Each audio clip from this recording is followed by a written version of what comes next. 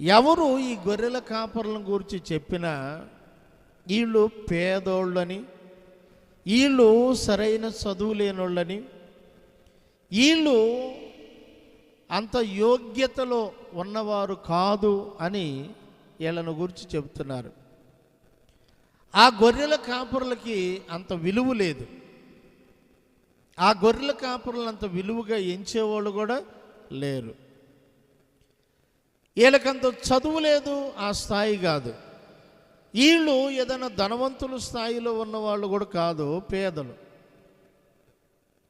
గొర్రెల మందను అన్నాడు అక్కడ, గొర్రెల మందలు లేవు. ఈ గొర్రెల మందను అయ్యే 4 అయినా గొర్రెల మందే అనవచ్చు కదా, ఒకవేళ ఎక్కువ ఉన్నా గొర్రెల మందే అనవచ్చు.